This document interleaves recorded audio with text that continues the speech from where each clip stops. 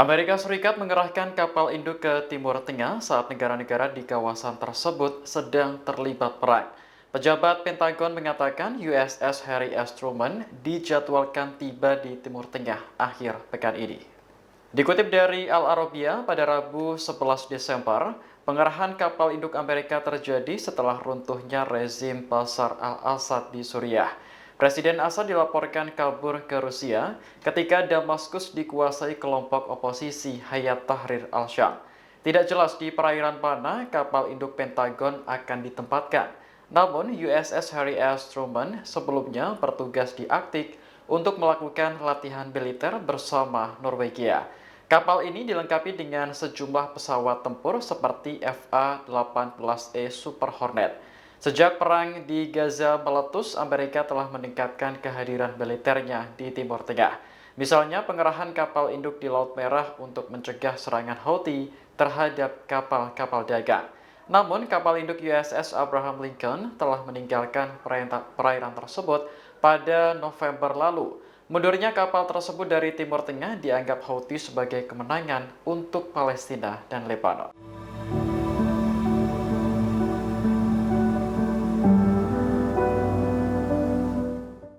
Pemimpin tertinggi Iran Ali Khamenei menanggapi runtuhnya rezim Presiden Suriah Bashar al-Assad oleh kelompok osisi akhir pekan lalu. Menurutnya, penggulingan Assad merupakan hasil dari rencana Amerika Serikat, Israel, dan salah satu negara tetangga Suriah. Dikutip dari Al Arabiya pada Rabu 11 Desember, Khamenei mengaku punya bukti kelicikan Israel dan sekutunya. Namun ia tidak menyebutkan negara tetangga mana yang terlibat dalam penggulingan rezim Assad.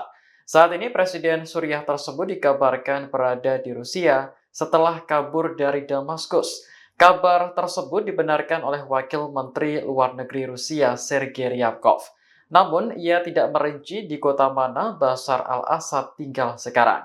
Sementara itu, jutaan warga Suriah di luar negeri merayakan runtuhnya rezim Assad yang telah berkuasa selama 24 tahun.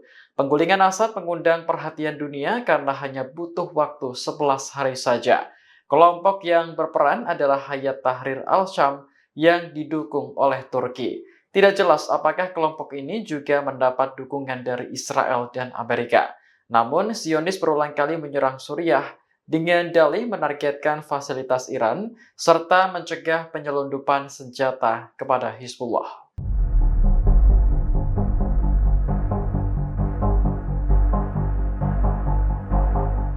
Rusia mengakui berhasil menyelamatkan Presiden Rusia Bashar al-Assad ketika kelompok oposisi menyerbu Damaskus akhir pekan lalu. Wakil Menteri Luar Negeri Rusia Sergei Ryabkov mengatakan bahwa Assad kini berada di negaranya. Berbicara kepada NBC News pada Selasa 10 Desember, Ryabkov menyebut kondisi Assad sangat aman. Hal ini sekaligus membantah isu yang beredar bahwa pesawat Presiden Suriah ditembak jatuh. Ryabkov mengatakan upaya penyelamatan Assad sudah semestinya dilakukan oleh Rusia sebagai sekutu dekat.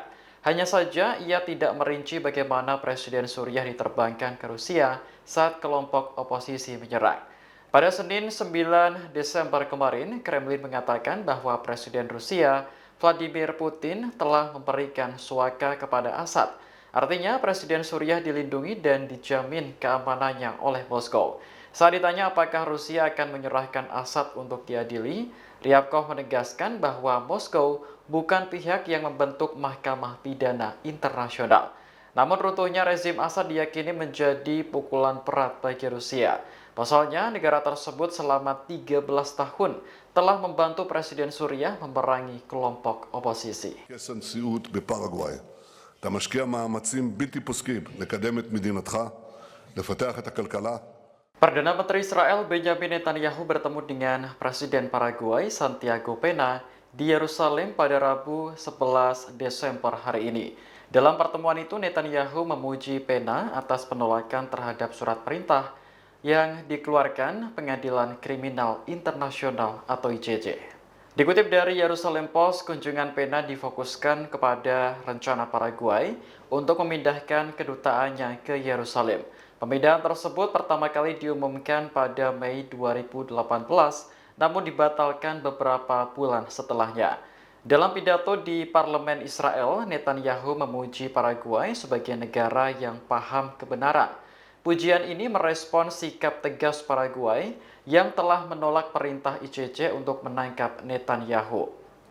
Kementerian Luar Negeri Paraguay sebelumnya menyatakan bahwa putusan pengadilan telah melanggar hak Israel untuk membela diri.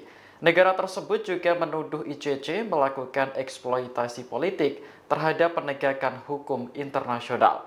Sebagai dampaknya, perintah menangkap Netanyahu dinilai dapat melemahkan upaya perdamaian dan stabilitas di Timur Tengah. Adapun ICC merilis surat penangkapan Netanyahu terkait kejahatan perang di Gaza. Tokoh lain yang juga masuk daftar buron adalah ex-Menteri Pertahanan Israel Yoav Gallant dan Komandan Hamas Muhammad Deif.